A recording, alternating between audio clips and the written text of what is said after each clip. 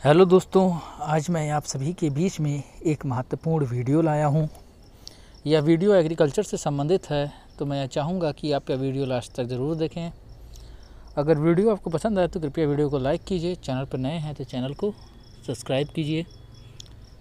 दोस्तों, आज की इस वीडियो में हम लोग सॉइल साइंस के बारे में देखने वाले हैं। यह वीडियो का पहला पार्ट है और इसके अंतर्गत बहुत सी सारी चीज़ें जो है कवर की गई हैं और यह नीमरा सुंडा बुक से संबंधित है, हिंदी वर्जन के। तो चलिए बिना टाइम गवाए वीडियो को शुरू करते हैं।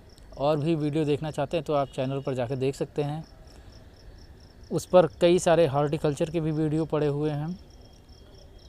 तो चलिए वीडियो को शुरू करते हैं। मृदा विज्ञान। कैंकर नोड्यूल ज़्यादातर किस मृदा में पाए जाते हैं? तो कैंकर नोड्यूल जो है लाल मृदा में पाए जाते हैं। मृदा से सस्क्यू ऑक्साइड के बाहर निकलने की प्रक्रिया को किस रूप में जाना जाता है? तो मृदा के सस्क्यू ऑक्साइड के बाहर निकलने की प्रक्रिया को पोडजोलाइजेशन के रूप में जाना जाता है। मृदा के मिश्रण की प्रक्रिया को निम्न रूप में से जाना जाता है। तो मृदा के जो मिश्रण है उसकी प्रक्रिया को पेडोटर्बेशन के रूप में जाना जाता है। कार्बनिक मृदा में कार्बनिक पदार्थ की मात्रा पाई जाती है। तो कार्बनिक मृदा में कार्बनिक पदार्थ की मात्रा जो है 20% से अधिक होती है। और न्यूनतम सिद्धांत लॉ ऑफ मिनिमम किसके द्वारा प्रस्तावित किया गया था? तो लॉ ऑफ मिनिमम जो है, न्यूनतम का सिद्धांत जो है, जेबी लिविंग द्वारा 1840 में पारित किया गया था, प्रस्तावित किया गया था। और ओ संस्तर किस मिट्टी में अनुपस्थित होता है? तो ओ संस्तर जो है कृषित मृदा में जो है अनुपस्थित होता है। सबसे ऊपरी खनिज संस्तर है मिनरल हॉरिजन है। तो जो सबसे ऊपरी खनिज संस्तर है वो ए संस्तर है। और क्ले मिट्टी के कण का व्यास होता है।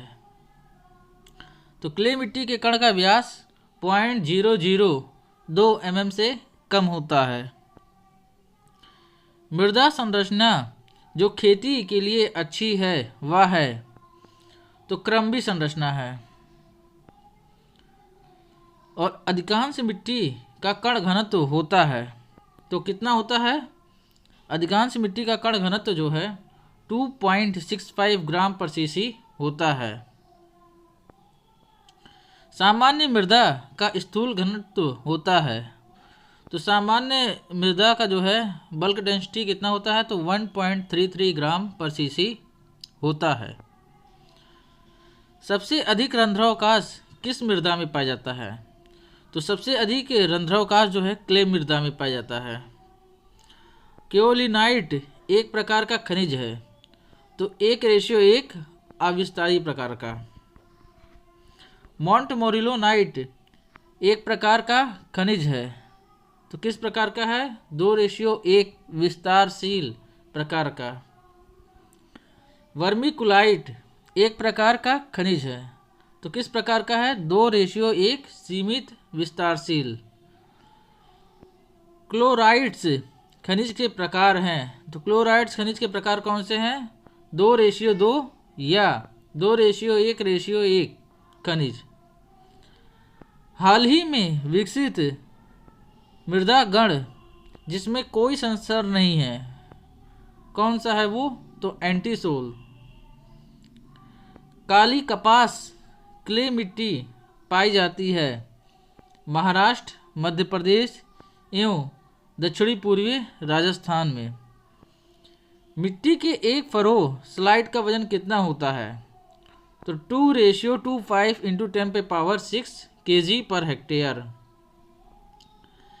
1 हेक्टेयर भूमि की 1 सेमी यानी कि सेंटीमीटर सतह तक की गहराई तक का वजन होता है, तो कितना होता है? 150 टन। जल क्षरण में मिट्टी का जल द्वारा नुकसान की सीमा जो स्वीकार्य है कितना होता है? तो 12 टन पर हेक्टेयर। रेतीले अंश का मुख्य गठन क्या है? तो क्वार्टज है। पृथ्वी की पटल यानी कि क्रस्ट पर सबसे प्रमुख खनिज है? तो पृथ्वी की पटल यानी कि क्रस्ट पर सबसे प्रमुख खनिज फेल्सफार है, 48% होता है। कौन सी दलहनी फसल वातावरण से नाइट्रोजन का फिक्सेशन नहीं के बराबर करती है? तो राजमा एक ऐसी दलहनी फसल है जो वातावरण से नाइट्रोजन का फिक्सेशन नहीं के बराबर करती है। भारतीय मृदाओं में मुख्य पोषक तत्वों में सबसे ज़्यादा कमी पाई जाती है? तो भारतीय मृदाओं में मुख्य पोषक तत्वों की बात करें तो उसमें नाइट्रोजन की सबसे ज़्यादा कमी पाई जाती है।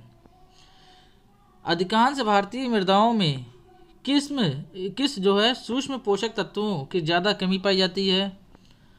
तो अधिकांश जो भारतीय मृदा हैं उसमें जिंक की ज़्यादा जो है कमी पाई जाती है। भारत में पहला निर्मित उर्वरक है?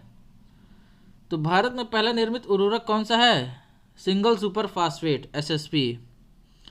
ICAR द्वारा मिट्टी का वर्गीकरण कितने समूह में किया गया है? तो ICAR द्वारा मिट्टी का वर्गीकरण जो है 8 समूह में किया गया है। पौधों पर लवणता का प्रतिकूल प्रभाव किस कारण बढ़ता है? तो पौधों पर लवणता का प्रतिकूल प्रभाव ऑस्मोटिक दबाव के कारण बढ़ता है। एपिकल बड का प्रभुत्व किस हार्मोन्स के कारण होता है? तो एपिकल बड का जो प्रभुत्व है वो ऑक्सिन हार्मोन के कारण होता है। जो फसलें नाइट्रोजन को अमोनिया रूप में सीधे अवशोषित करती हैं वे हैं? तो धान और आलू, ये जो है नाइट्रोजन को सीधे अमोनियम रूप में अवशोषित करती हैं। धान में अमोनियम उर्वरकों को खेत के कौन से क्षेत्र में दिया जाना चाहिए? तो धान में जो है अमोनियम उर्वरक को खेत के रिड्यूस्ड जोन में दिया जाना चाहिए, मृदा का रिड्यूस्ड जोन। और सामान्यतः धान के खेत में नाइट्रेट उर्वरक काम में नहीं लेते हैं या नाइट्रेट उर्वरकों को धान की फसल में देना पड़े तो मिट्टी को किस क्षेत्र में दिया जाना चाहिए? अगर नाइट्रेट उर्वरक देना है तो आप ऑक्सीकृत क्षेत्र में दे सकते हैं, ऑक्सीडाइज्ड जोन में। पौधों द्वारा नाइट्रोजन अवशोषण का प्रमुख स्रोत क्या है? तो नाइट्रेट के रूप में है। और वर्ष 2015 से विश्व मृदा दिवस मनाया जाता है। तो वर्ष 2015 से विश्व मृदा दिवस जो है 5 दिसंबर को मनाया जाता है। पास्कल इकाई है, तो पास्कल किसकी इकाई है? दबाव की। मिट्टी की सबसे छोटी मात्रा 1 से 10 मीटर स्क्वायर को कहा जाता है, तो क्या कहते हैं? पेडोन कहते हैं। मिट्टी में गैसों का अधिकांश विनिमय निम्न कारण से होता है। तो गैसों का अधिकांश जो विनिमय है वो प्रसार यानी कि डिफ्यूजन की वजह से होता है। कार्बनिक पदार्थों के डालने से मृदा का स्थूल घनत्व पर क्या प्रभाव पड़ता है? तो कार्बनिक पदार्थ डालने से मृदा का स्थूल घनत्व जो है घटता है। लाल मिट्टी में प्रमुख मिट्टी का खनिज है, तो लाल मिट्टी में प्रमुख मिट्टी का खनिज कौन सा है? केओलिनाइट्स है। लाल रंग की मिट्टी में लाल रंग की उपस्थिति किस कारण से होती है? तो आयरन ऑक्साइड की वजह से होती है। काली मिट्टी सबसे उपयुक्त होती है, तो शुष्क भूमि कृषि के लिए काली मिट्टी जो है सबसे उपयुक्त होती है। काली मिट्टी में प्रमुख मिट्टी का खनिज है, तो कौन सा मिट्टी का खनिज है? मोंटमोरिलोनाइट। काली कपास मिट्टी में किस पोषक तत्व की कमी होती है? तो नाइट्रोजन एवं कार्बनिक पदार्थ। अजोला का व्यापक रूप से जैव उर्वरक के रूप में उपयोग किया जाता है। तो अजोला का व्यापक रूप से जैव उर्वरक के रूप में उपयोग किस फसल में किया जाता है? तो धान की फसल में। और मिट्टी के किस आकार के कण जो है कोलाइडल गुण दर्शाते हैं? तो मिट्टी के जो है 0.001 mm से कम व्यास के जो है कण जो है कोलाइडल गुण दर्शाते हैं। कोलाइड्स शब्द किसके द्वारा दिया गया है? तो कोलाइड शब्द जो है ग्राहम द्वारा 1861 में दिया गया है। बेकिंग सोडा का सूत्र क्या है? बेकिंग सोडा का सूत्र NaSCO3 सोडियम बाइकार्बोनेट। और कास्टिक सोडा का सूत्र क्या है? तो कास्टिक सोडा का सूत्र है NaOH सोडियम हाइड्रोक्साइड। शून्य जुताई का परिचय कराने वाला पहला देश कौन है? तो शून्य जुताई जीरो टिलेज वही का परिचय कराने वाला पहला देश संयुक्त राज्य अमेरिका। यूरिया यूरिएज एंजाइम की उपस्थिति में बदलता है अमोनियम कार्बामेट में। विद्युत चालकता EC का प्रयोग किसको व्यक्त करने के लिए किया जाता है? तो विद्युत चालकता EC का प्रयोग जो है मृदा की लवणता व्यक्त करने के लिए किया जाता है। गेहूं में परागकण बांझपन किस कारण से होता है? तो गेहूं में जो पॉलन स्टेरिलिटी है ये बोरान की कमी से होता है। ब्लास्ट तत्व है, तो ब्लास्ट तत्व कौन सा है? एल्यूमिनियम है और सिलिकॉन है। किस राज्य में लाल मिट्टी प्रमुख पाई जाती है? तो तमिलनाडु में लाल मिट्टी जो है प्रमुखतया पाई जाती है। किन राज्यों में लेटेराइट मिट्टी प्रमुख है? तो कर्नाटक एवं केरल में लेटेराइट मिट्टी प्रमुख है। और भारतीय मिट्टी में कार्बनिक पदार्थ की मात्रा आमतौर पे होती है। तो भारतीय मृदा में कार्बनिक पदार्थ की मात्रा कितना होता है? तो 0.5% से कम। और सबसे अधिक जो है हरी खाद की फसल है, तो सबसे अधिक हरी खाद की फसल कौन सी है? सनहेप है, क्रोटोलेरिया जोन्सिया। और लकड़ी का विघटन मुख्य रूप से होता है, तो लकड़ी का विघटन मुख्य रूप से एक्टिनोमाइसीटीज से होता है। और निफ जीन किसके लिए जिम्मेदार है? तो निफ जीन जो है नाइट्रोजन स्थिरीकरण के लिए जिम्मेदार है। एक्टिनोमाइसीटीज की सबसे अधिक संख्या होती है, तो एक्टिनोमाइसीटीज की सबसे अधिक संख्या क्षारीय मृदा में होती है। और महीन बनावट वाली मृदा किसके प्रति अधिक संवेदनशील है? तो महीन बनावट वाली मृदा जो है पानी का क्षरण के प्रति जो है अधिक संवेदनशील है। ज़्यादातर सभी फसलों के लिए सबसे अधिक उपयुक्त मृदा होती है, तो ज़्यादातर सभी फसलों के लिए सबसे उपयुक्त मृदा सैंडी लूम यानी कि बलुई दोमट होती है। और धान का पौधा मृदा में बहुत कम स्तर तक या ऑक्सीजन की किसको सह सकता है? तो अनुपस्थिति को सह सकता है। बहुत कम ही स्तर तक ऑक्सीजन की अनुपस्थिति सह सकेगा। मृदा परीक्षण के लिए मृदा के नमूने का वांछित आकार होना चाहिए, तो मतलब कितना नमूना होना चाहिए? तो 0.5 से 1 किलो तक का। और बोरान के प्रति सर्वाधिक सहिष्णुता वाली फसल है, तो बोरान के प्रति सर्वाधिक सहिष्णुता वाली फसल चुकंदर है। कार्बनिक पदार्थों का अघुलनशील अंश होता है। तो कार्बनिक पदार्थों का अघुलनशील अंश जो है ह्यूमिन होता है। एक मिट्टी के स्थूल घनत्व का कम होना इंगित करता है बेहतर जो है भौतिक गुण का। इशारा किसकी तरफ करता है? तो बेहतर भौतिक गुण का।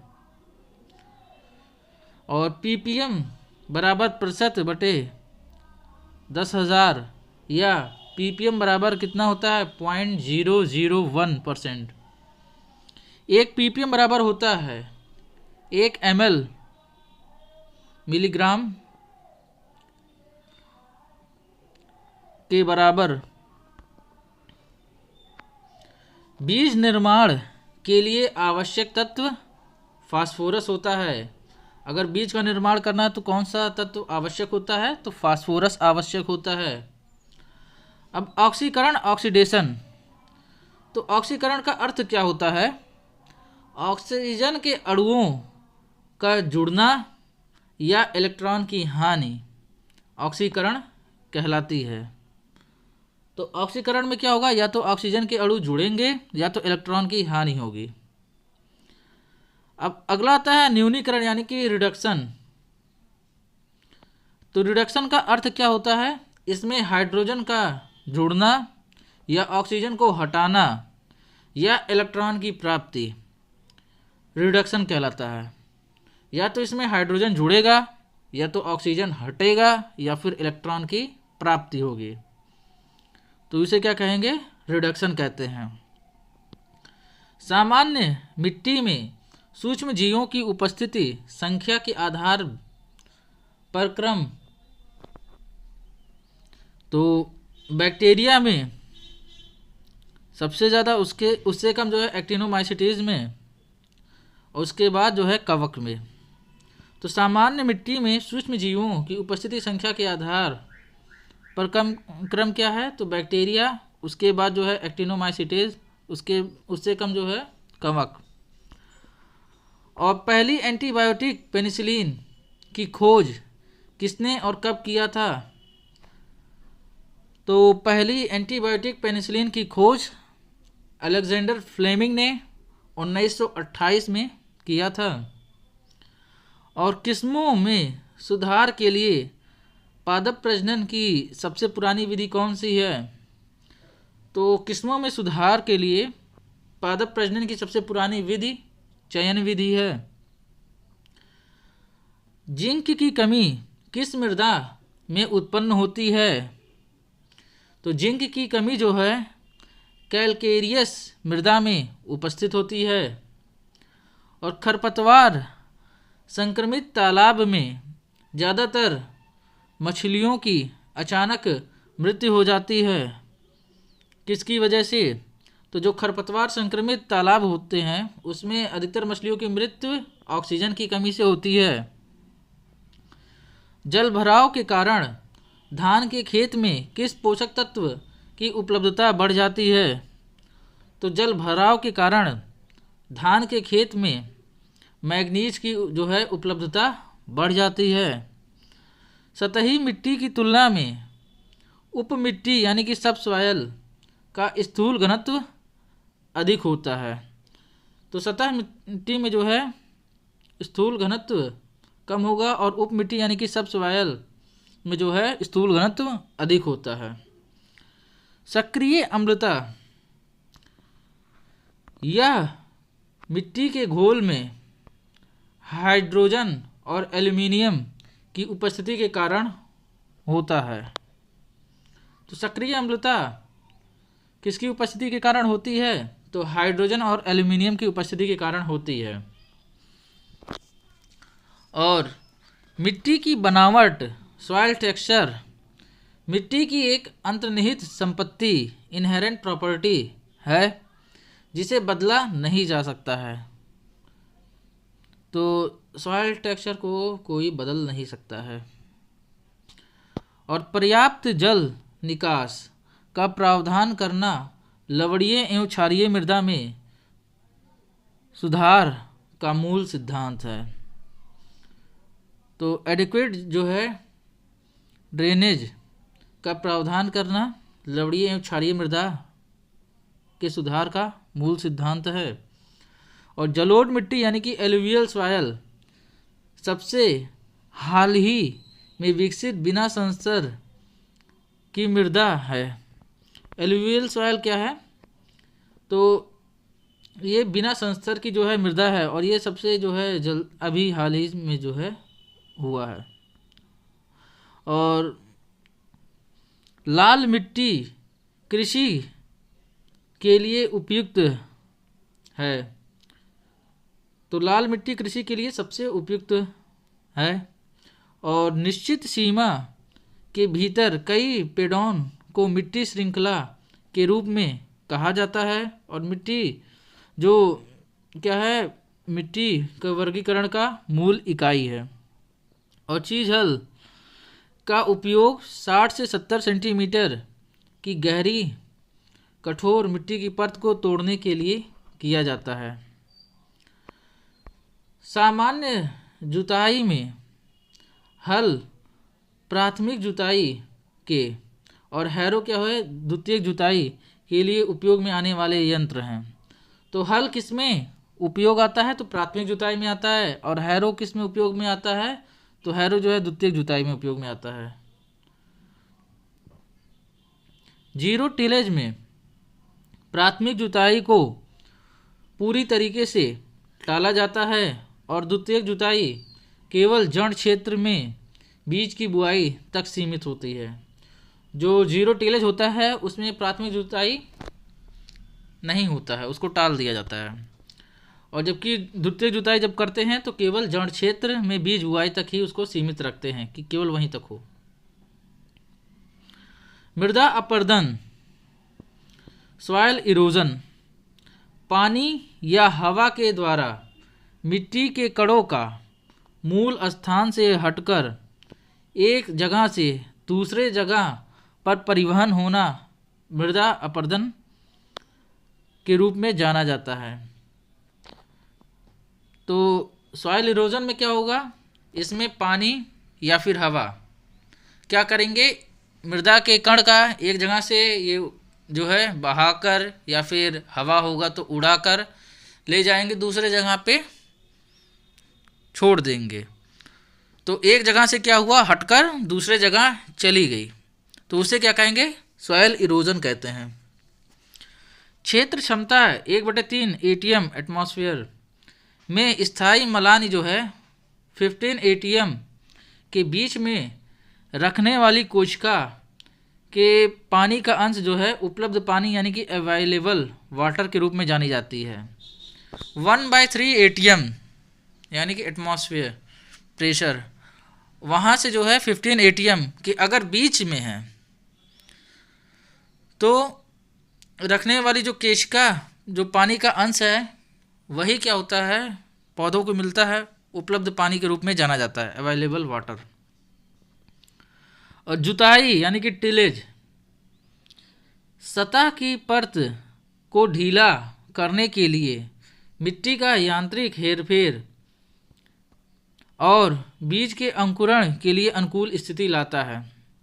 तो मृदा पहले ऐसे नॉर्मल रहती है, फिर हमको क्या है बीज का अंकुरण कराना है।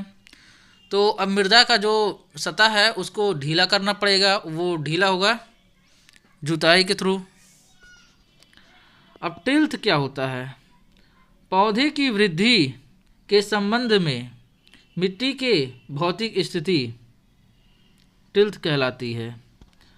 अब वायु कटाव के चरण जो है 3 चरण होते हैं। पहला था उच्छालन जिसमें हवा का 75% जो है अपर्दन होता है। दूसरा था निलंबन, तीसरा था सतह रेंगना। तो वायु कटाव के चरण में कौन सा आता है? पहले में उच्छलन हवा का द्वारा देता है 75% और उसके बाद निलंबन, उसके बाद सतह से रेंगना। अब पानी के कटाव या क्षरण के 4 चरण होते हैं। पहला बूंद यानी कि स्प्लेश, दूसरा सीट, तीसरा रील, चौथा गली। बूंद पानी पड़ता है ज़मीन पर, तो उस हिसाब से सीट, रील छोटा छोटा, फिर गली बड़े क्षेत्र में। अब वाराबंदी क्या होता है? तो नहर सिंचित क्षेत्र में पानी की घूर्णी यानी कि रोटेशन आपूर्ति होता है, रोटेशनल आपूर्ति होता है। नहर सिंचित क्षेत्र में पानी की घूर्णी आपूर्ति होता है। गोभी बोरान विषाक्तता के लिए अत्यधिक संवेदनशील होती है और 0.33 ppm से कम पे। और व्यावसायिक रूप से उपलब्ध सबसे आम यूरिएज इनहिबिटर एग्रोटेन या NBPT भारत में एनसर्व के नाम से है। हाल ही में ATS यानी कि अमोनियम थियोसुलेट एक यूरिएज अवरोधक के रूप में नया उत्पाद है। तो यूरिएज अवरोधक के रूप में नया उत्पाद कौन सा है? ATS यानी कि अमोनियम थियोसुलेट्स। और व्यावसायिक रूप से उपलब्ध सबसे आम यूरेज जो है इनहिबिटर एग्रोटेन या NBPT है और भारत में इसको किस नाम से जाना जाता है? एनसर्व के नाम से। अब H2PO4 अम्लीय pH मान जो होता है 6.5 या उससे कम पर जो है सबसे अधिक अवशोषित होता है। H2PO4 का नाम डाईहाइड्रोजन फास्फेट है। चिलेट में Fe यानी कि iron, manganese Mn, copper zinc के साथ जुड़ा ऑर्गेनिक कंपाउंड जैसे EDTA धीमी गति से जारी होने वाला सूक्ष्म जैविक उर्वरक है। तो चिलेट में क्या होता है कि FeMnCu और जिंक मतलब जिंक के साथ जुड़ा क्या होता है? ऑर्गेनिक कंपाउंड होता है जैसे EDTA यानी कि धीमी गति से जारी होने वाले जो है सूक्ष्म जैविक उर्वरक। और पेडाल्फर क्या होता है? सोलम के नीचे हिस्से में सेस्क्वाक्साइड जिसमें Fe और Al के संचय के साथ मिट्टी के एक समूह के लिए उपयोग किए जाने वाला एक निरपेक्ष शब्द है। तो सोलम के नीचे क्या होता है? निचले हिस्से में सेस्क्वाक्साइड यानी कि Fe और Al के संचय के साथ मिट्टी के एक समूह के लिए उपयोग किए जाने वाला एक निरपेक्ष शब्द है। अधिशोषण एब्जॉर्प्शन क्या होता है? एक सतह पर अणुओं का इकट्ठा होना एब्जॉर्प्शन कहलाता है, एब्जॉर्प्शन। और सनहेब यानी कि क्रोटेलेरिया जंसिया हरी खाद के लिए सबसे उपयुक्त फसल है। इसमें नाइट्रोजन जो है 134 kg और पर हेक्टेयर की उच्च मात्रा जमा होती है। इसके बाद ढेंचा यानी कि सेस्बेनिया एक्यूलेटा आता है। तो सनहेब क्रोटेलेरिया जंसिया में क्या है? हरी खाद के लिए सबसे उपयुक्त फसल है। क्यों है? क्योंकि इसमें जो है नाइट्रोजन 134 kg पर हेक्टेयर उच्च मात्रा में जमा होता है। उसके बाद क्या आता है? ढेंचा आता है, सेस्बेनिया एक्यूलेटा आता है। और सेस्बेनिया रोस्ट्रेटा में स्टेम नोड्यूल पाए जाते हैं, इसलिए एरियल नाइट्रोजन जो है फिक्सेशन पाया जाता है। तो सेस्बेनिया रोस्ट्रेटा में क्या है? स्टेम नोड्यूल है। इस वजह से क्या होता है कि इसमें एरियल नाइट्रोजन जो है फिक्सेशन पाया जाता है। और फोलियर छिड़काव कम मात्रा में उर्वरकों का प्रयोग करने में उपयोगी होता है, जैसे सूक्ष्म पोषक तत्व। तो फोलियर छिड़काव जो है में क्या होता है कि कम मात्रा में उर्वरक जब प्रयोग करना हो तो उसके लिए यह है उपयोगी होता है। जैसे सूक्ष्म पोषक तत्व, कार्बनिक पदार्थ, नाइट्रोजन, फास्फोरस 5 से 60% और सल्फर 80% प्रमुख स्रोत होता है। तो कार्बनिक पदार्थ में नाइट्रोजन, फास्फोरस और सल्फर का प्रमुख स्रोत है। और सतह की मिट्टी का तापमान हमेशा वायुमंडल से अधिक होता है। जो मिट्टी की जो सतह है उसका जो टेम्परेचर होगा वो वायुमंडल में उपस्थित टेम्परेचर से ज़्यादा होता है। पीएच में प्रत्येक इकाई की वृद्धि के लिए मैग्नीज Mn Fe आयरन की एकाग्रता 100 गुना बढ़ जाती है। तो पीएच में क्या होता है, प्रत्येक इकाई की वृद्धि के लिए Mn मैग्नीज Fe आयरन की एकाग्रता 100 गुना बढ़ जाती है। आदर्श NPK का अनुपात कितना होना चाहिए? तो अनाज के लिए 4:2:1 होना चाहिए, 4:2:1। और दलहनी फसलों के लिए 1:2:1 होना चाहिए। अनाज में 4:2:1, दलहनी में 1:2:1। मिट्टी में सबसे अधिक पाए जाने वाला मिट्टी का खनिज कौन सा होता है? तो केओलाइट्स आता है। और भूमिगत जलाशय जो आमतौर पे झरझरा चट्टान बनाने में पाए जाते हैं क्या कहलाते हैं? एक्वीफर कहलाते हैं। और राइजोबियम कल्चर के साथ तैयार किए गए उर्वरक को नाइट्रोजन के रूप में जाना जाता है और इनके लिए निफ जीन जिम्मेदार है। तो राइजोबियम कल्चर के साथ तैयार किए गए उर्वरक को नाइट्रोजन के रूप में जाना जाता है। इसके लिए कौन सा जीन जिम्मेदार है? तो निफ जीन। और क्षारीय मिट्टी में ESP क्या होता है? 15 से ज़्यादा, EC जो है 4 से कम DSM, और pH जो है 8.5 से ज़्यादा होता है, और जिसे सोडिक या ऊसर मृदा भी कहा जाता है।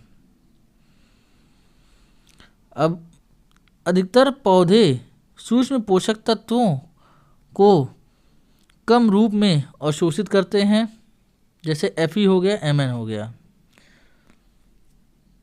तो अधिकतर पौधे क्या होते हैं? सूक्ष्म पोषक तत्व जो है, सूक्ष्म ही नाम से ही लग रहा है, इसको क्या होता है, कम ही रूप में अवशोषित करते हैं।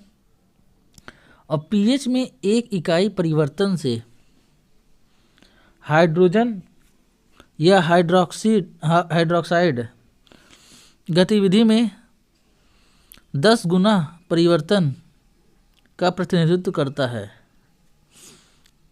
पीएच में 1/3 परिवर्तन से क्या होता है कि हाइड्रोजन आयन और हाइड्रोक्साइड आयन में जो है, हाइड्रोक्साइड आयन में क्या है कि 10 गुना जो है परिवर्तन दर्शाता है।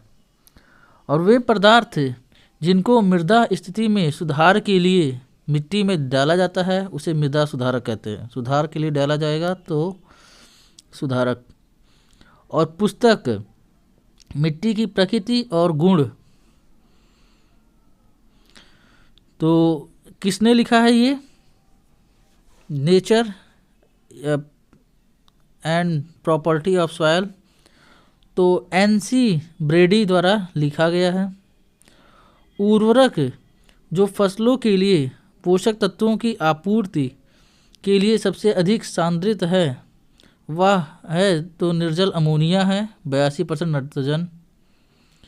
तो उर्वरक जो फसलों के लिए और पोषक तत्वों की आपूर्ति के लिए सबसे अधिक सांद्रित होता है तो वो क्या होता है? निर्जल अमोनिया, 82% नाइट्रोजन। इंटरक्रॉप्स के बीच पूरक लाभदायक प्रतिक्रिया क्या होता है? एनिडेशन कहलाती है। इंटरक्रॉप्स के बीच पूरक लाभदायक प्रक्रिया क्या कहलाती है? एनिडेशन कहलाती है। बालू मृदा यानी कि सैंडी सॉयल्स का स्थूल घनत्व क्ले मृदा की तुलना में क्या होता है? ज़्यादा होता है। तो बालू मृदा यानी कि सैंड सॉयल का जो स्थूल घनत्व है वो क्ले मृदा से ज़्यादा होता है तुलना में। और हरी खाद वाली फसलें जैसे क्रोटोलेरिया जंसिया सनहैप आता है, सेजवानिया एक्यूलेटा ढेंचा आता है, ग्वार एवं चावला को उगाकर उसी खेत में मिट्टी में दबा देते हैं, तो उसे क्या कहते हैं, in situ green manuring. In situ में क्या होता है, खेत में उगाएं उसी में दबा देते हैं। और एक होता है एक्स सीटू होता है जो बाहर से आता है। और कई पौधे जैसे ग्लेसेरिडिया और पोगेमिया पिनेटा इपोमिया कॉर्निया आदि की हरी पत्ती जो है दूसरे जगह से काट कर जो है अन्य खेत में जो है मिट्टी में दबाया जाता है, तो उसे क्या कहते हैं, एक्स-सीटू कहते हैं। जब उसी खेत में उगाया गया उसी में दबा दिया गया तो इन सीटू, जब दूसरे जगह से लाया गया और दूसरे खेत में डाला गया तो उसे एक्स-सीटू। पानी की कटाव का सीड अवस्था सबसे खतरनाक है, क्योंकि यह किसानों द्वारा सामान्यतः नहीं देखा जाता है। और प्लांट ज्यामिति यानी कि प्लांट ज्योमेट्री से तात्पर्य पौधे के आकार से है, और जबकि फसल ज्यामिति यानी कि क्रॉप ज्यामिति जो है व्यक्तिगत पौधे के लिए उपलब्ध स्थान के आकार को संदर्भित करता है। तो प्लांट में आएगा पौधे से संबंधित, और फसल यानी कि क्रॉप ज्योमेट्री में क्या आएगा, व्यक्तिगत पौधों की उपलब्धता के आकार को संदर्भित करेगा। अब मक मिट्टी क्या होता है, अत्यधिक अपघटित कार्बनिक पदार्थ वाली मृदा मक मिट्टी कहलाती है। और पीट मिट्टी पीट सॉयल कार्बनिक पदार्थ अधिकांश रूप से विघटित रहता है एवं अत्यधिक नमी की स्थिति में जो है पाई जाती है। और पीट मिट्टी का पीएच मान 3.9 रहता है, इसलिए यह धान के लिए उपयुक्त है। तो पीट मिट्टी में क्या है, कार्बनिक पदार्थ अधिकांश रूप में क्या होता है, विघटित रहता है एवं अत्यधिक नमी की स्थिति में पाई जाती है। और पीट मिट्टी की तुलना का पीएच मान कितना होता है, 3.9 रहता है, इसलिए यह धान के लिए उपयुक्त है। अब द्वितीय क्ले, सेकेंडरी क्ले मिनरल, तो एक खनिज जो चट्टानों में कालांतर परिवर्तनों के परिणाम स्वरूप बना है, मतलब कई साल के जो है कालांतर अंतराल के बाद जो है बना है, उसे द्वितीय खनिज के रूप में जाना जाता है, जैसे केओलिन, मोंटमोरिलोनाइट, इलाइट और जिप्सम। पहले कुछ था फिर बाद में परिवर्तित होकर बना है। अब मृदा विज्ञान,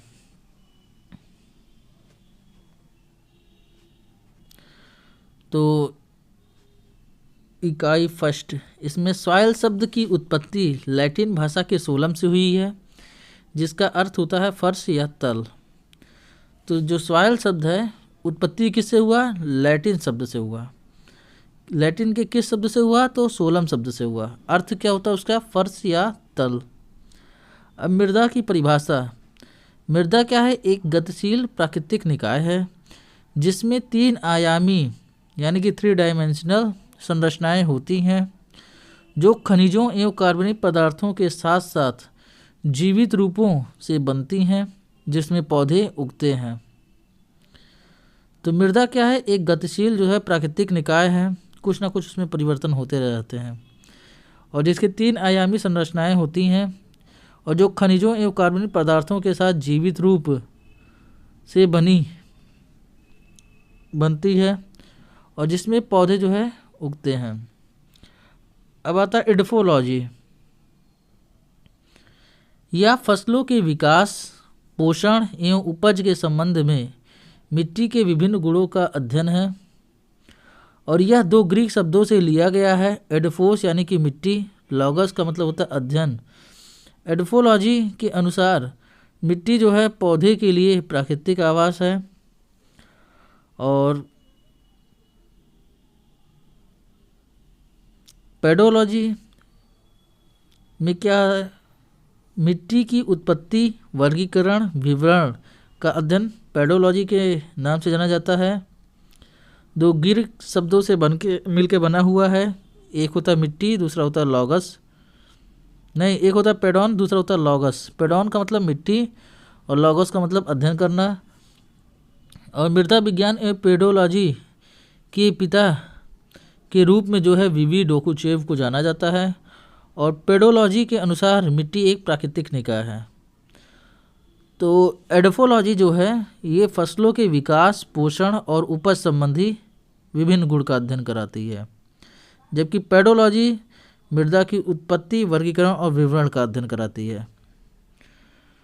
अब चट्टान और उसके प्रकार, तो इसमें आता है अग्नेय चट्टान आता है।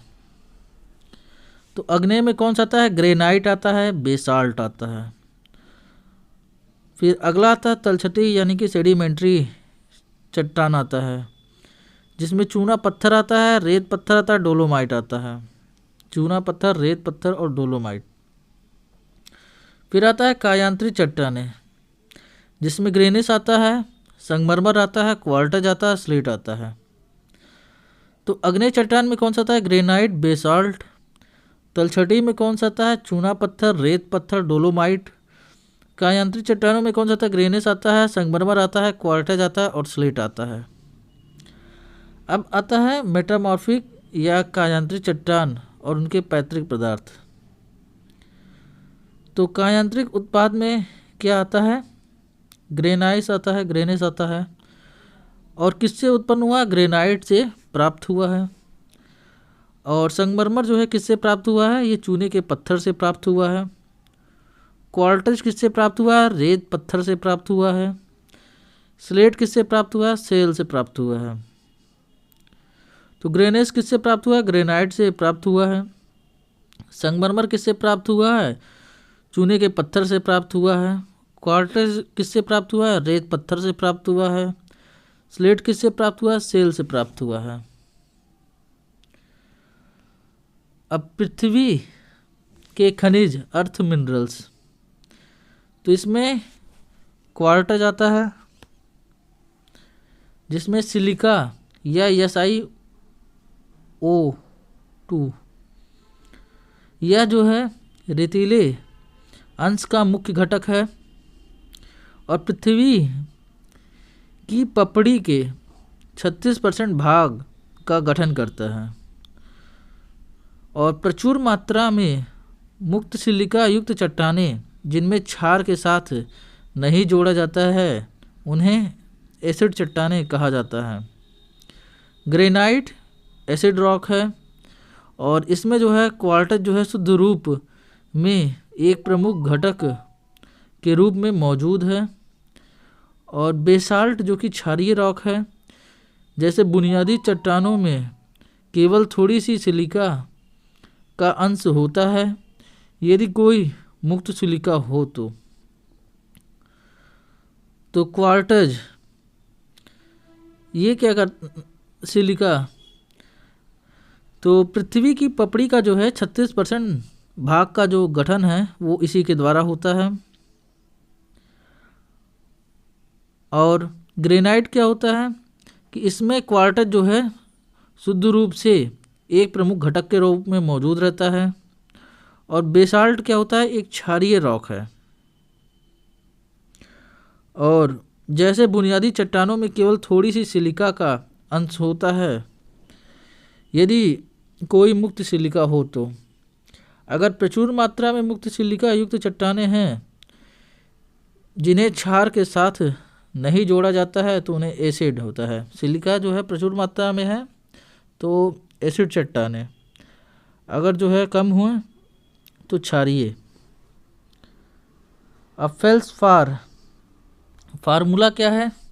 K2O Al2O3 6SiO2। और पृथ्वी की पपड़ी में इस तरह के खनिज लगभग जो है 48% होते हैं। और फेल्सपार का आसानी से अपक्षय होता है और हाइड्रोलाइसिस होने पर क्ले जो है मिट्टी को जन्म देता है। तो फार्मूला में K2O Al2O3 और 6SiO2। और पृथ्वी की पपड़ी में इस खनिज मतलब इस तरह के खनिज लगभग कितना होता है, तो 48% होता है फेल्सफार में। और फेल्सफार का आसानी से क्या होता है कि अपक्षय हो जाता है। और हाइड्रोलाइसिस होने के बाद किसका निर्माण होता है, तो क्ले का। अब आता है माइका।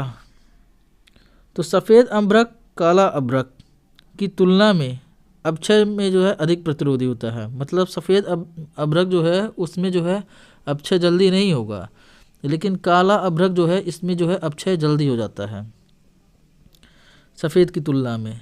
और माइका जो है फेल्सफार और अन्य सिलिकेट की तुलना में अपक्षय के लिए अधिक प्रतिरोधी होता है।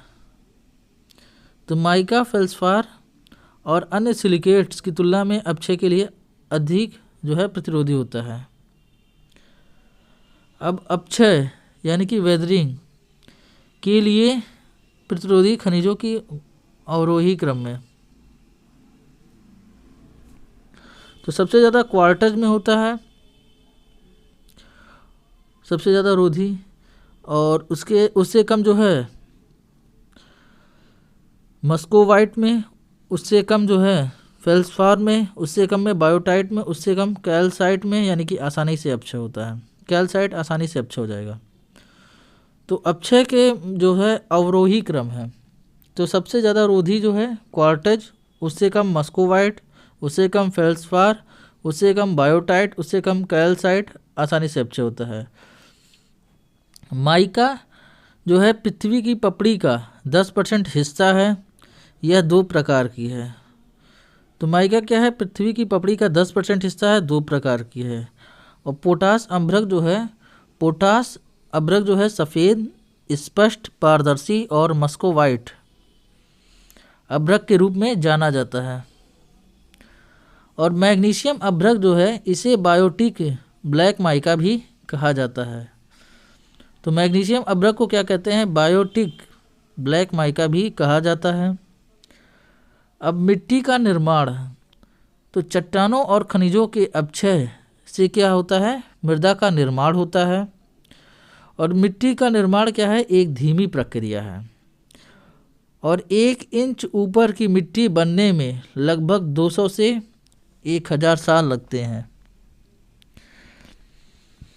तो मिट्टी किससे बनता है, चट्टानों और खनिजों के अपक्षय से बनता है। और 1 इंच ऊपर की जो है मिट्टी बनने में कितना समय लगता है, तो 200 से 1000 साल लगते हैं। अब जोफे के अनुसार, जोफे 2 प्रकार के मिट्टी निर्माण बनने वाले कारकों, निष्क्रिय और सक्रिय कारक की पहचान किए। और मिट्टी का गठन जो है इन कारकों के सापेक्ष प्रभाव निर्धारित होता है। निष्क्रिय कारक यानी कि पैसिव फैक्टर में कौन सा था, तो पैतृक सामग्री यानी कि पेरेंट मटेरियल आता है, स्थलाकृति यानी कि टोपोग्राफी आता है, और भूमि की आयु या समय। तो पैतृक सामग्री यह जो है मृदा की असंगठित द्रव्यमान है और जिसमें सोलम विकसित होता है।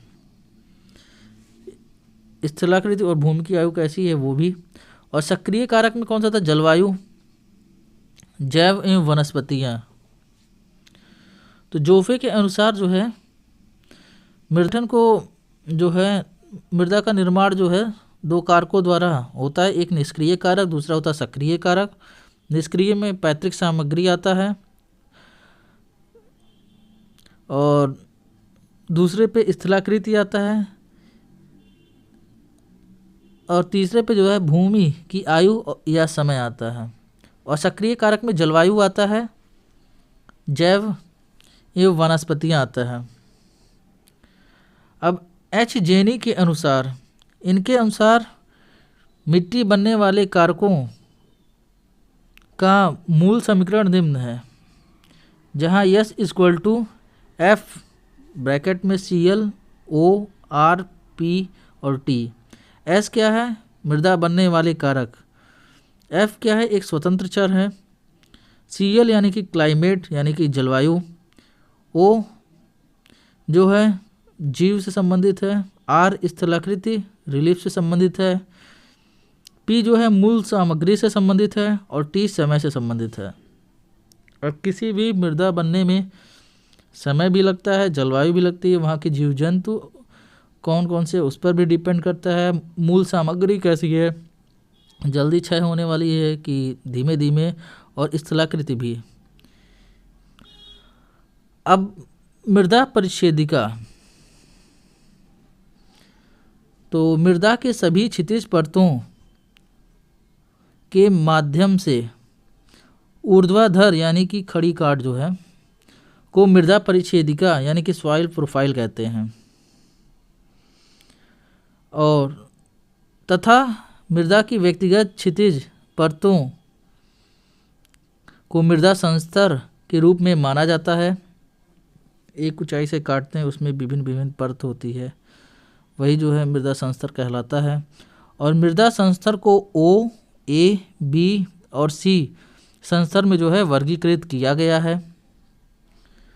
तो किन संस्तर में किया गया? ओ में किया गया, ए में किया गया, बी में किया गया और सी में किया गया है। ओ संस्तर यह कार्बनिक संस्तर है जो खनिज मृदा के ऊपर मौजूद होता है और यह आमतौर पर वन क्षेत्रों में पाया जाता है।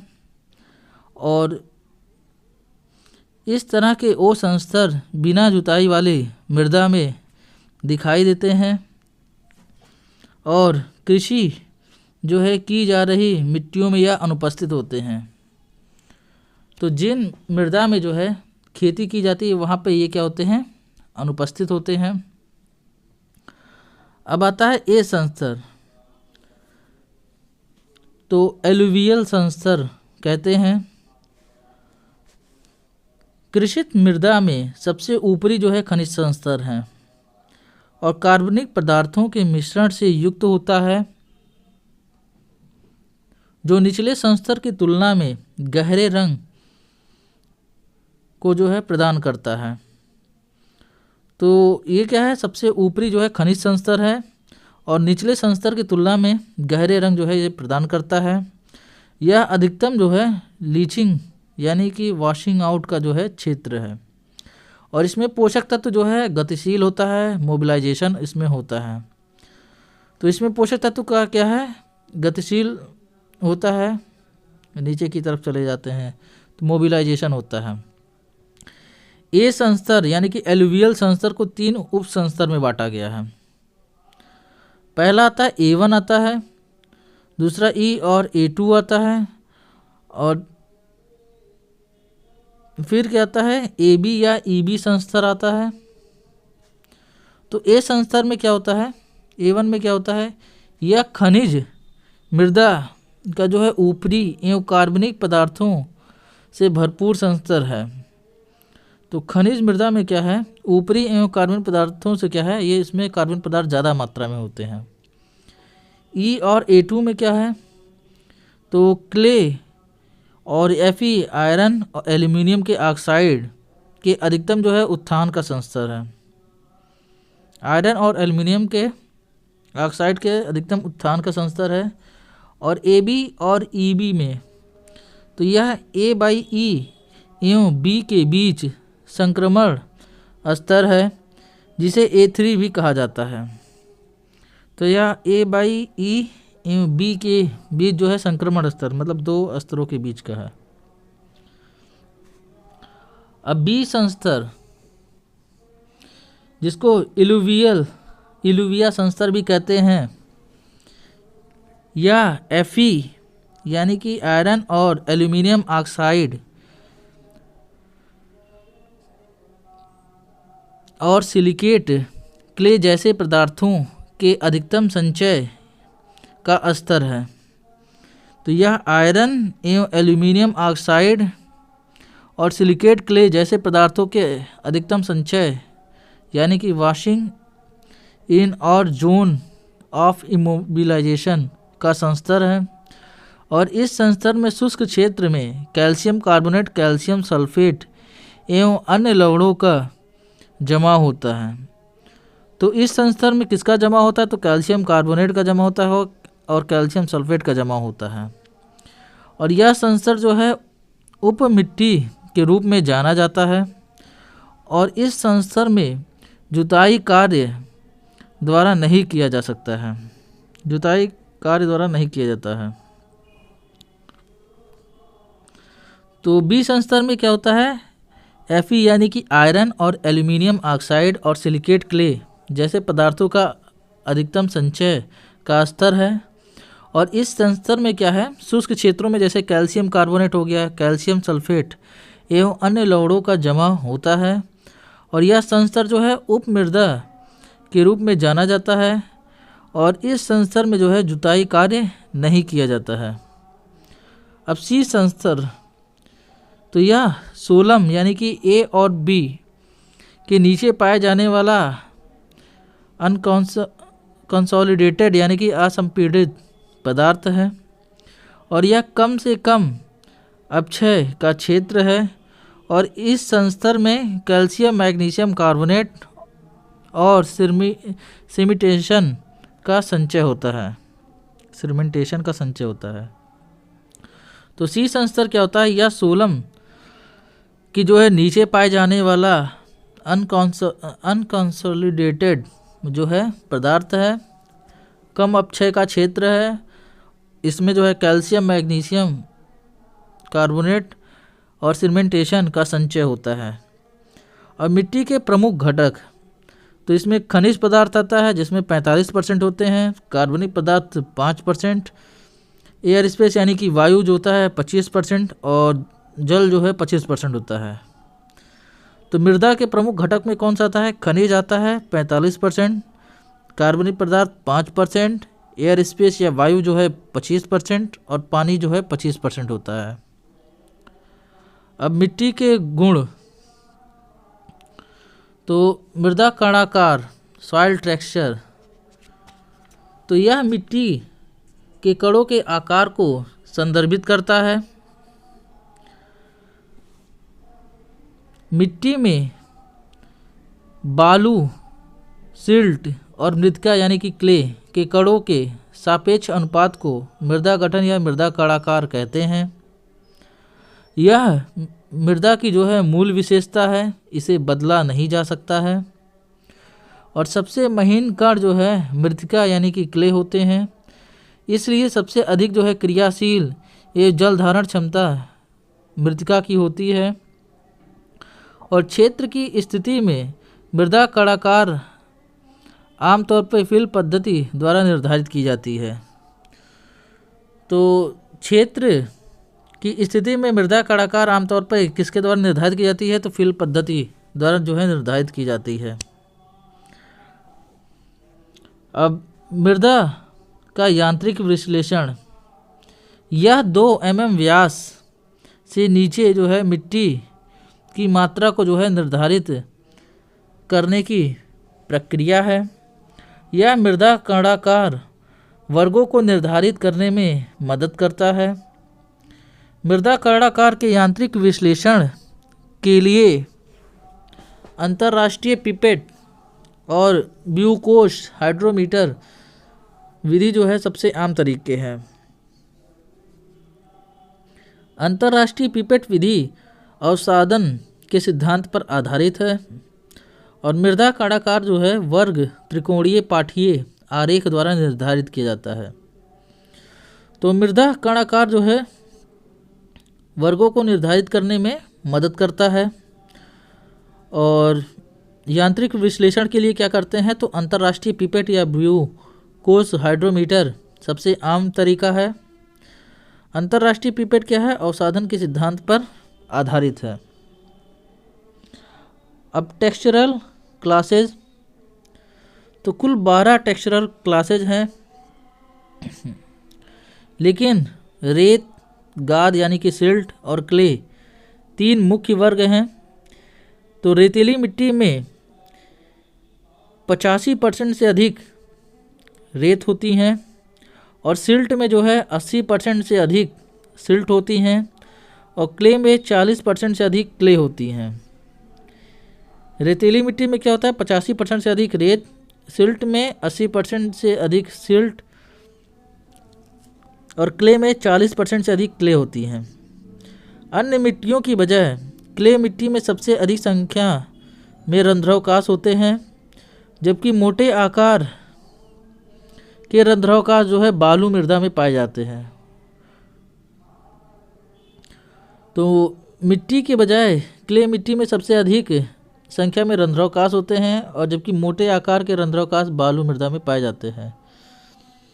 अब मिट्टी के कणों का वर्गीकरण तो आता है बजरी। तो यह कितना होता है, 2 से ज़्यादा mm का होता है। फिर आता है मोटी बालू, यह 0.2 से 2 mm तक का होता है। उसके बाद महीन रेत आता है जो 0.02 से 0.2 तक होता है। फिर आता है सिल्ट जो कि 0.02 से 0.002 तक होता है। और फिर आता है क्ले जो 0.002 से भी कम होता है। तो बजरी में क्या होता है, 2 से ज़्यादा। लोमी सॉयल, लोम मृदा, ये मृदा सभी टेक्सचरल वर्गों में कृषि उत्पादन के लिए सबसे अच्छी है, क्योंकि ये रेतीली मिट्टी की तुलना में अधिक पानी और पोषक तत्वों को रोकती है, और क्ले मिट्टी की तुलना में बेहतर जल निकासी, वातन और जुताई की जो है गुण होते हैं। ये अधिकांश फसलों के लिए जो है उपयुक्त होती है। तो लोम मृदा में क्या होता है कि कृषि में जो है फसल उत्पादन के लिए सबसे अच्छी मृदा मानी जाती है। क्यों मानी जाती है, क्योंकि ये पानी का अधिक जो है रोकती है और शोषण करती है, और उसके बाद पोषक तत्वों को रोकती है, और जो है इसमें बेहतर जल निकास तथा एरेशन जो है और जुताई के गुण जो है इसमें उपस्थित होते हैं, इसलिए। और ये अधिकांश फसलों के लिए उपयुक्त होती है। अब आता है भारी मृदा, हैवी सॉइल। क्ले मिट्टी महीन बनावट की होने से जो है चिपचिपाहट एवं सामंजस्य लगाती हैं। साथ ही कृषि औजारों के पारित होने पर जो है, मतलब जब कृषि औजार का प्रयोग किया जाता है तो उसमें प्रतिरोध को प्रेरित करती हैं। और दूसरे शब्दों में यह कृषि औजारों में पारित होने पर पैदा होने वाले प्रतिरोध मिट्टी को जो है भारी बनाता है, मतलब आसानी से काम नहीं हो पाता है। और ये मिट्टी है कौन सी, तो भारी मृदा के अंतर्गत कपास आता है,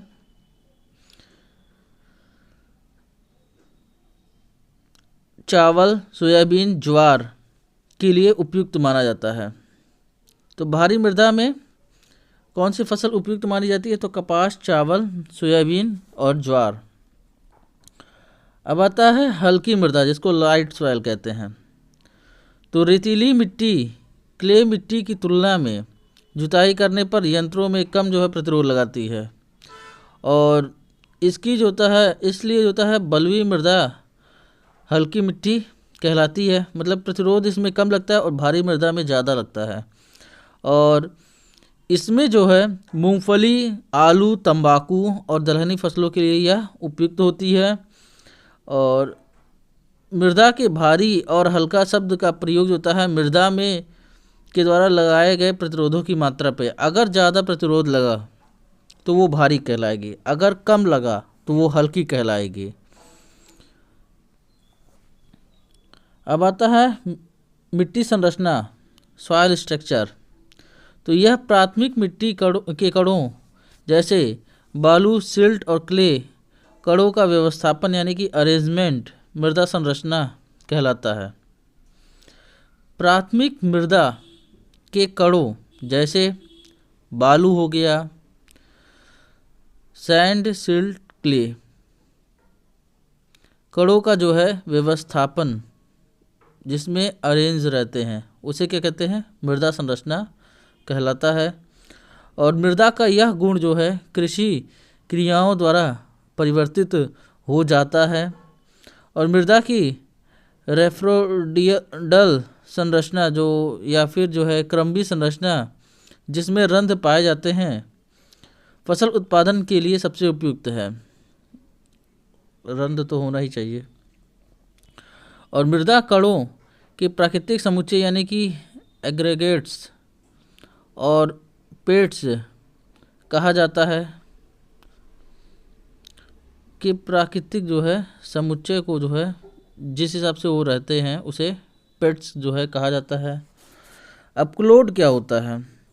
तो मिट्टी के सुसंगत द्रव्यमान उतना ही और का जुताई द्वारा किसी आकार में टूटने को क्लोड कहा जाता है। सुसंगत द्रव्यमान जितना है उतना ही आकार द्रव्यमान का जुता है जुताई में टूटने को जो है क्लोड कहते हैं। अब मृदा संरचना का वर्गीकरण। संरचना का अध्ययन प्राकृतिक परिस्थितियों के क्षेत्र में किया जाता है और इसे 3 श्रेणियों के अंतर्गत वर्णित किया गया है: प्रकार, वर्ग और ग्रेड। तो पेट्स के आकार या रूप और व्यवस्था के पैटर्न को प्रकार कहते हैं। पेट्स के आकार हो गया या फिर रूप हो गया और व्यवस्था के जो पैटर्न है उसे प्रकार कहते हैं। और वर्ग क्या है? पेट्स का आकार जो है उसे वर्ग कहते हैं। और ग्रेड पेट्स की जो विशिष्टता है उसके अंदर क्या क्वालिटी है की डिग्री को जो है ग्रेड कहते हैं। अब मृदा संरचना के प्रकार। तो 4 रूप होते हैं। पहला प्लेट की तरह प्लेटी होता है।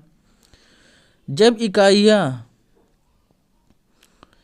या फिर परतें जो है मोटी होती हैं और उन्हें प्लेटी कहा जाता है। जब वे पतले होते हैं तो यह लेमिनार कहलाते हैं। तो जब परत क्या होती है मोटी हो तो उसे प्लेटी कहलाएगा और जब वो पतली होती है तो उसे लेमिनार कहते हैं। प्लेटी संरचना वर्जिन सॉइल की सतह परतों में सबसे अधिक दिखाई देती है। मतलब प्लेटी संरचना किसमें? वर्जिन सॉइल में जो है सतह पर जो है सबसे अधिक दिखाई देती है, लेकिन सब सॉइल में जो है मौजूद हो सकती है। अब प्रिज्म जैसा, ये आमतौर पे 1 से 10 सेंटीमीटर लंबाई में एसिड और शुष्क क्षेत्रों के जो है उप मृदा संस्तर में पाए जाते हैं। तो प्रिज्म में क्या होता है? ये आमतौर पर 1 से 10 सेंटीमीटर लंबाई और एरिड और सेमी एरिड क्षेत्र में जो है मृदा संस्तर में पाए जाते हैं। लंबाई इसकी क्या होगी? 1 से 10 सेंटीमीटर और क्षेत्र क्या होगा? एरिड होगा या फिर सेमी एरिड। और जब सबसे ऊपर गोल होते हैं तो संरचना को स्तंभ के रूप में कहा जाता है और जबकि सबसे ऊपर समतल होते हैं तो स्पष्ट कट प्रिज्म होते हैं। सबसे ऊपर गोल होते हैं तो संरचना को जो है स्तंभ रूप में कहा जाता है। अब ब्लॉक की तरह तीनों आयाम समान आकार के होते हैं और अनियमित रूप से 6 आयामों का सामना उनके 3 आयामों के साथ बराबर होता है। और ये प्रकार जो है आमतौर पर उपमृदा तक सीमित होते हैं। तो ब्लॉक की तरह में क्या होता है? 3 आयाम समान आकार के होते हैं और अनियमित रूप से 6 आयामों का सामना जो है उसके 3 आयाम के जो है बराबर होता है। ये आमतौर पर जो है उपमृदा यानी कि सब सॉइल तक सीमित होते हैं।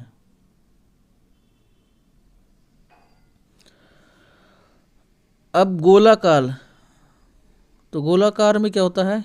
स्फेरोइडल में गोल समुच्चय या पैड जो है अक्सर क्या होता है 2 सेंटीमीटर व्यास से अधिक नहीं होता है। मतलब अगर जो इसका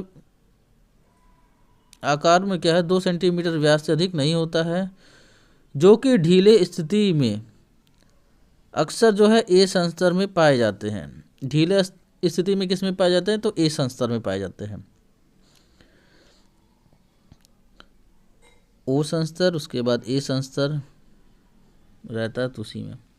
और यह विशेष रूप से कार्बनिक मृदा या घास भूमि की सतह की मिट्टी के लिए विशिष्ट होते हैं और इस संरचना में मिट्टी के गीलेपन से छिद्रण यानी कि इन्फिल्ट्रेशन और वातन जो है प्रभावित नहीं होते हैं। यह दानेदार और कण युक्त टुकड़ों में समूहीकृत है। अब दानेदार क्या होता है, ग्रैन्युलर। इस समूह के समुच्चय को आमतौर पर दानेदार कहा जाता है जो अपेक्षाकृत कम छिद्रपूर्ण होते हैं। मतलब इसमें जो है कम छिद्र होते हैं और ये मिट्टी के महीन समुच्चय हैं और फसल की खेती के लिए अच्छे हैं। अब आता है क्रमबद्ध संरचना। तो जब महीन समुच्चय विशेष रूप से छिद्रित हों तो कण युक्त टुकड़ों के रूप में जाना जाता है और यह जो है फसलों की खेती के लिए सबसे उपयुक्त है और इसलिए जो है पौधों के विकास के लिए दानेदार और कण युक्त टुकड़े दोनों संरचनाएं सबसे उपयुक्त होते हैं। तो दानेदार भी जो है फसल की खेती के लिए अच्छे हैं और क्रमबद्ध भी। बस दानेदार में क्या होता है, थोड़े कम छिद्रपूर्ण होते हैं, इसमें थोड़ा ज़्यादा होंगे। वो जो है थोड़े बड़े होते हैं और इसमें थोड़ा जो है महीन समुच्चय टाइप में होते हैं। और पौधों के विकास के लिए दानेदार एवं कणयुक्त दोनों क्या हैं, संरचनाएं सबसे अनुकूल हैं। अब मृदा संरचना के वर्ग, तो यह पैड के आकार से निर्धारित होता है। तो प्रत्येक प्राथमिक संरचनात्मक जो है प्रकार की मिट्टी को 5 वर्गों में बांटा गया है। पहला आता है बहुत बारीक आता है, दूसरा आता महीन आता है, तीसरा आता मध्यम, चौथा मोटा, पांचवा बहुत मोटा। तो पहले बहुत बारीक, फिर महीन, फिर मध्यम, मोटा, बहुत मोटा। और मृदा संरचना की ग्रेड, तो ग्रेड जो है अलग अलग पेड़ की विशिष्टता और स्थायित्व की डिग्री का संकेत देते हैं और यह समुच्चय की स्थिरता से निर्धारित होता है। और संरचना की ग्रेड मिट्टी की नमी से जो है प्रभावित होते हैं और ग्रेड जो है कार्बनिक पदार्थ बनावट आदि पर निर्भर करता है।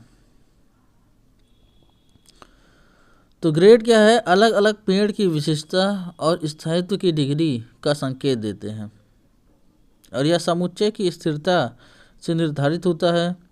और संरचना की दृष्टि से ग्रेड जो है मिट्टी की नमी से प्रभावित होती है और ग्रेड जो है कार्बनिक पदार्थ बनावट आदि पर निर्भर करता है।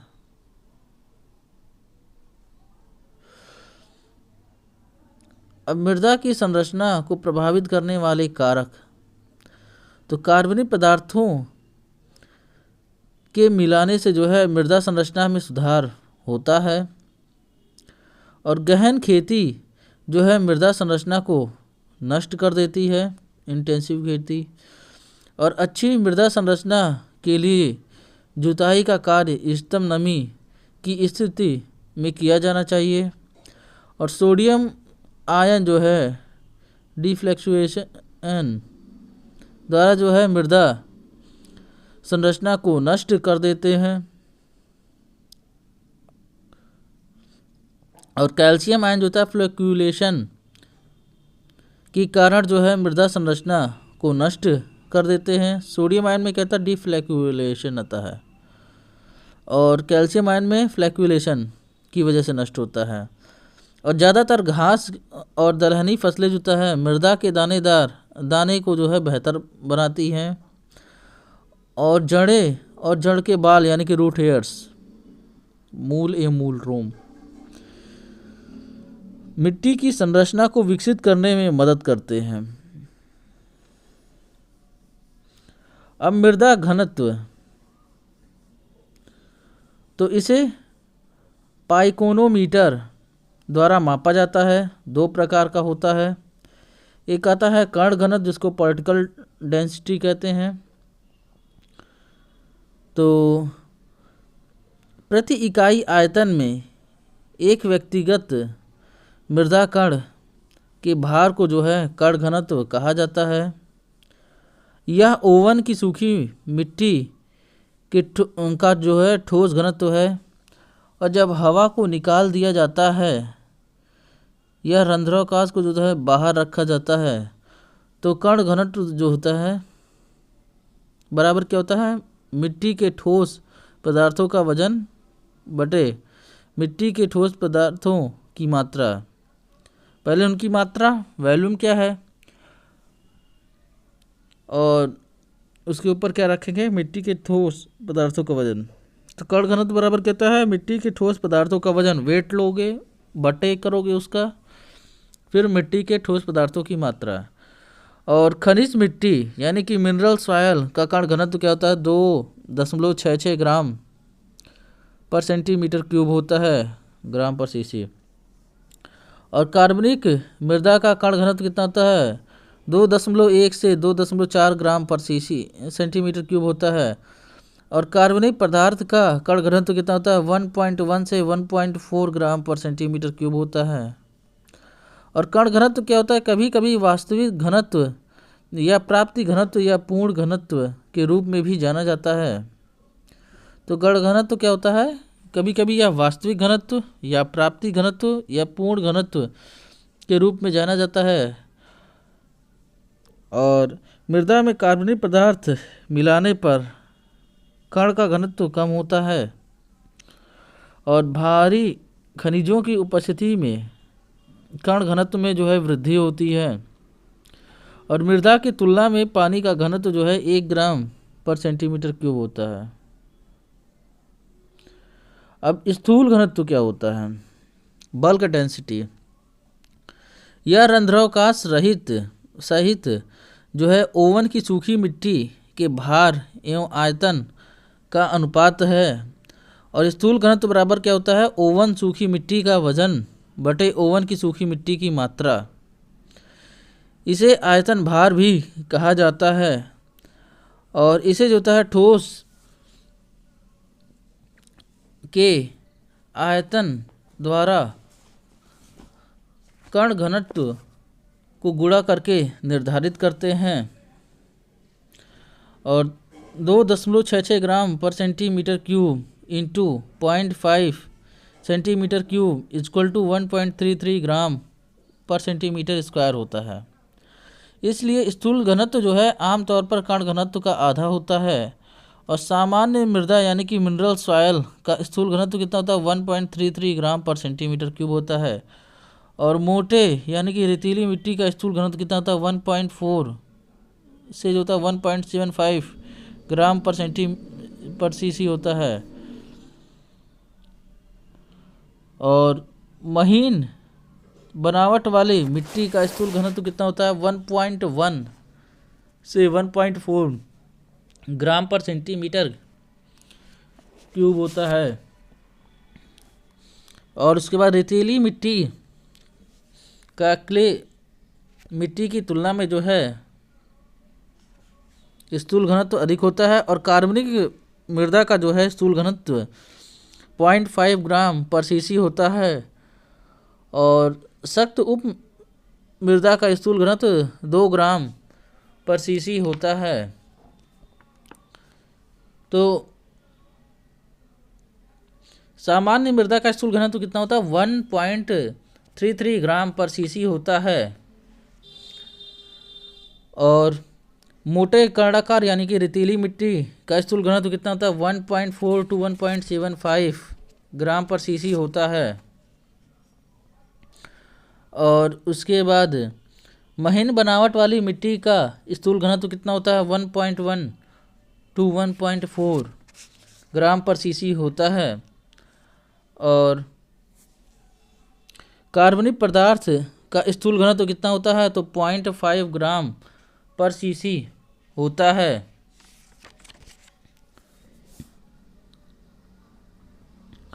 अब तो रेतीली मिट्टी का क्ले मृदा की तुलना में अधिक स्थूल घनत्व होता है और कार्बनिक पदार्थ डालने पर स्थूल घनत्व क्या है, घटता है। ये पॉइंट ध्यान देने योग्य है। क्या डालने पर स्थूल घनत्व घटता है, तो कार्बनिक पदार्थ के डालने पर जो है स्थूल घनत्व क्या है, घटता है। और उसके बाद मिट्टी की सघनता यानी कि कंपैक्टनेस स्थूल घनत्व बढ़ाती है और बड़े रंध्रावकाश मिट्टी में स्थूल घनत्व कम करती है। और जुताई के संचालन यानी कि टिलेज ऑपरेशन में जुता स्थूल घनत्व में कमी आती है। अब तापीय चालकता, थर्मल जुता है कंडक्टिविटी, इसे मिट्टी के कई इकाई क्रॉस सेक्शन के माध्यम से इकाई समय में बहने वाली गर्मी के रूप में जुता परिभाषित किया जाता है। और क्ले मृदा की तुलना में रेतीली मृदा की ऊष्मीय चालकता अधिक होती है। जबकि मिट्टी की नमी की मात्रा बढ़ जाती है तो तापीय चालकता भी बढ़ जाती है। और मिट्टी में कार्बनिक पदार्थ डालने पर जो है तापीय चालकता में कमी आती है। तो मिट्टी में क्या डालने पर जो है तापीय चालकता में कमी आती है, तो कार्बनिक पदार्थ डालने पर जो है तापीय चालकता में जो है कमी आती है।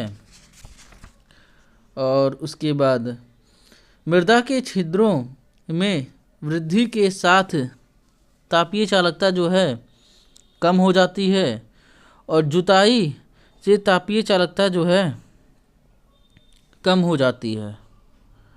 अब मृदा तापमान, सॉयल टेम्परेचर, मृदा के तापमान में दैनिक भिन्नता होना, जिसमें सूखी मृदा में नम मृदा से जो है अधिक होता है और ढीली मृदा में कॉम्पैक्ट मृदा से अधिक और गहरी मिट्टी में जो है उथली मिट्टी से अधिक होता है। अब आता है रेडॉक्स क्षमता। तो एक प्रणाली की ऑक्सीकरण अपचयन क्षमता क्या होती है, रेडॉक्स क्षमता होती है। इसे e⁻h से जो है प्रदर्शित करते हैं। इसे मापने की इकाई mv होती है और अच्छी तरह से सूखी ऑक्सीकृत मिट्टी के लिए रेडॉक्स क्षमता जो है +400 से 700 mv होता है। और जलमग्न मिट्टी में जो है यानी कि अपचयित मिट्टी में -250 से -350 mv होता है। तो रेडॉक्स क्षमता क्या है, ऑक्सीकरण अपचयन क्षमता है और प्रदर्शित किसे किया जाता है, e⁻h से। मापने की योग्य इकाई क्या है, mv। और अच्छी तरह से सूखी मृदा का रेडॉक्स क्षमता कितना होता है, +400 से 700 mv। और जलमग्न कितना होता है अपचयित मिट्टी का, 250 से जो है -350 तक। और मिट्टी का जो है लोच, सॉयल प्लास्टिसिटी, तो मृदा प्लास्टिसिटी जो है एक उपकरण द्वारा निर्धारित की जाती है और जिसे तरल सीमा डिवाइस कहा जाता है। और मिट्टी जिसमें 15% से अधिक क्ले का अंश होता है वह मृदा प्लास्टिसिटी का जो है लोच यानी कि दर्शाती है। और मिट्टी में नमी की मात्रा की सीमा जो प्लास्टिसिटी को प्रदर्शित करती है उसे प्लास्टिसिटी इंडेक्स या प्लास्टिसिटी लिमिट के रूप में जाना जाता है। और अल्टरबर्ग ने 1911 द्वारा प्लास्टिसिटी इंडेक्स या मिट्टी की सीमा जो है दी गई। और प्लास्टिसिटी की जो है निचली सीमा क्या होती है, सबसे कम नमी की मात्रा जिस पर मिट्टी को बिना टूटे विकृत जो है किया जा सकता है वो निचली सीमा कहलाती है प्लास्टिसिटी की। और यह चावल को छोड़कर जुताई के कार्यों के लिए जो है नमी के ऊपर की सीमा है। और ऊपरी सीमा या तरल सीमा क्या होता है, उच्च नमी की मात्रा जो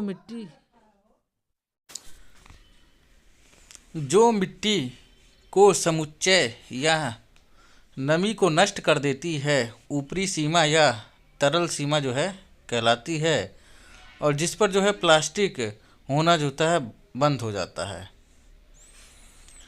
तो ऊपरी सीमा या तरल सीमा क्या होता है? उच्च नमी की मात्रा जो मिट्टी के समुच्चय यानी कि एकत्रित और जो होता है नमी को जो होता है नष्ट कर देती है उसे, और जिस पर जो है प्लास्टिक होना बंद हो जाता है।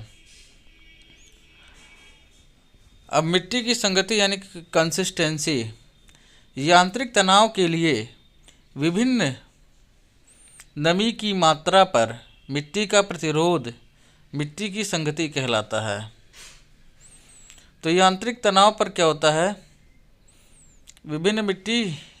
विभिन्न जो है नमी की मात्रा मृदा प्रतिरोध के लिए मिट्टी की संगति कहलाता है। और मिट्टी की संगति का क्रम क्या है? सूखी मिट्टी में सबसे ज़्यादा, उससे कम है हल्की नम मृदा में, उससे कम गीली मिट्टी में, यानी कि कम प्रतिरोध होता है। तो सूखी मिट्टी सबसे ज़्यादा, फिर हल्की नम मृदा, फिर उसके बाद गीली मृदा आता है। अब ODR क्या होता है? ऑक्सीजन प्रसार अनुपात। तो पौधे की जड़ों में ऑक्सीजन का बहाव जो है ODR से संबंधित है। ODR प्रसार अनुपात कहलाता है। तो ODR में क्या होता है? ऑक्सीजन प्रसार अनुपात। तो इसका मतलब क्या होता है कि पौधे की जड़ों में ऑक्सीजन का बहाव कैसा है। यह मिट्टी में प्लैटिनम वियर इलेक्ट्रोड द्वारा मापा जाता है और इसकी इकाई क्या है? ग्राम पर सेंटीमीटर स्क्वायर पर मिनट होता है। और फसलों के लिए ODR की सीमा 22.9 इंटू 10⁻⁻8 से 39.5 इंटू 10⁻⁻8 ग्राम पर सेंटीमीटर स्क्वायर पर मिनट होती है। और सिंचित मटर के लिए 39.5 ग्राम पर सेंटीमीटर स्क्वायर पर मिनट होता है। और चावल के लिए 22.1 इंटू 10⁻⁻8 ग्राम पर सेंटीमीटर स्क्वायर पर मिनट, जो कि सबसे कम होता है। तो ODR मतलब क्या होता है कि पौधों की जड़ों में ऑक्सीजन के जो है बहाव ODR अनुपात कहलाता है। किससे मापा जाता है? तो प्लैटिनम वियर इलेक्ट्रोड से मापा जाता है।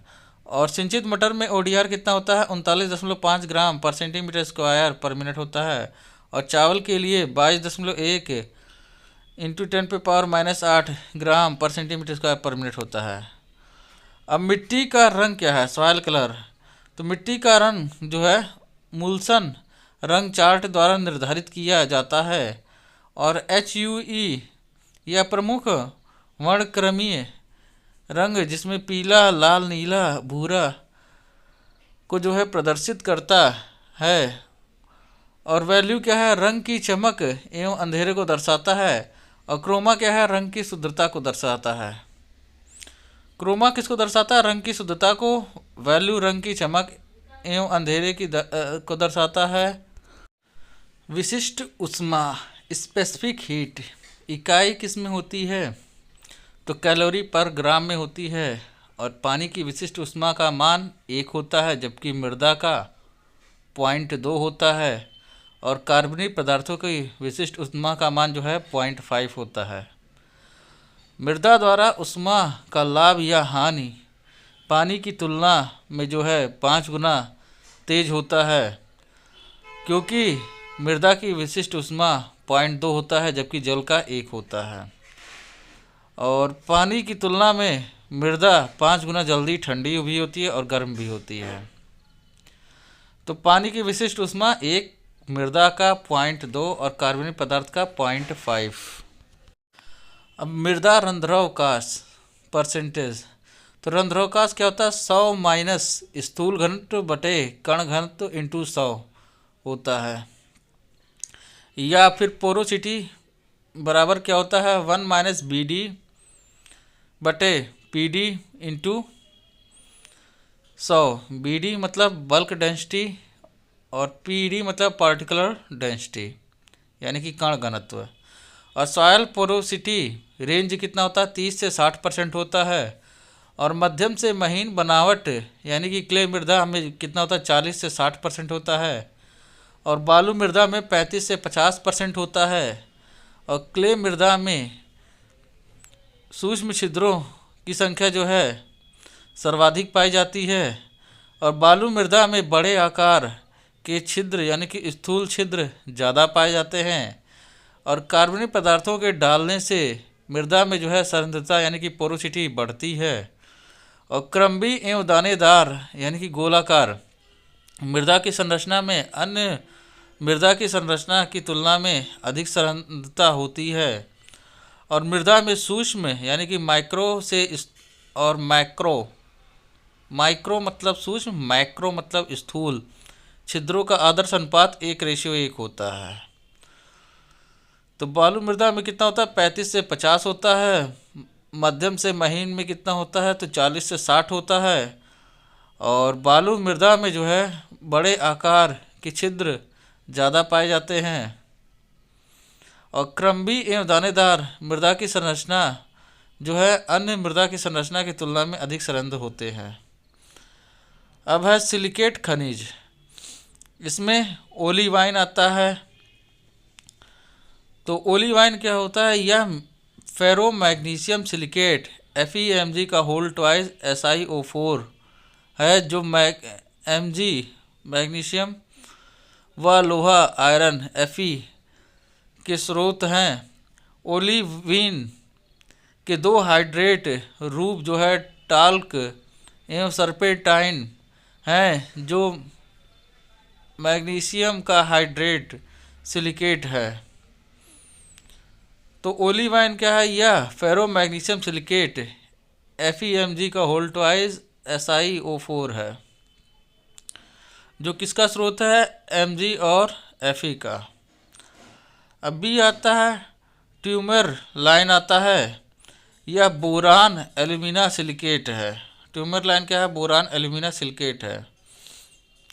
और कुछ सिलिकेट जो पौधों के पोषक तत्वों का स्रोत हैं, जैसे फास्फोरस का स्रोत एपेटाइट, पोटेशियम का स्रोत बायोटाइट आर्थोक्लेज है। मैग्नीशियम का स्रोत क्या है? डोलोमाइट ओलिवाइन है। कैल्शियम का स्रोत एनोक्साइड है और डोलोमाइट है। बोरान का ट्यूमर लाइन है। मॉलिब्डेनम या लोहा का ओलिवाइन है। मैग्नीज का पायरोलुसाइड है। जिंक का स्पेरोराइट है। तो फास्फोरस का स्रोत क्या है? एपेटाइट। पोटेशियम का बायोटाइट आर्थोक्लेज और मैग्नीशियम का डोलोमाइट ओलिविन। कैल्शियम का एनोथ्राइट और डोलोमाइट। बोरान का ट्यूमर लाइन। मॉलिब्डेनम या आयरन का जूता ओलिवाइन। मैग्नीज का पायरोलुसाइट और जिंक का स्पेरोलाइट है। अब अर्थ क्रस्ट की संरचना, पृथ्वी की पपड़ी की संरचना। तो ऑक्सीजन इसमें 46.6%, और silicon 27.7%, aluminium 8.1%, ferrous 5%, calcium 3.6%, sodium 2.8% और पोटेशियम 2.6% और मैग्नीशियम 2.1%, अन्य 0.8% होता है। तो अर्थ क्रस्ट में जो है oxygen 46.6%, silicon 27.7%, aluminium 8.1%, ferrous 5%, calcium 3.6%, sodium 2.8%, potassium 2.6%, magnesium 2.1%, अन्य में जो है 0.8% आता है। तो दोस्तों, ये था आज का वीडियो। अगर वीडियो आपको पसंद आए तो कृपया वीडियो को लाइक कीजिए। अगर चैनल पर नए हैं तो चैनल को सब्सक्राइब कीजिए। मिलते हैं हम आपसे अगले वीडियो में। तब तक के लिए टाटा बाय बाय।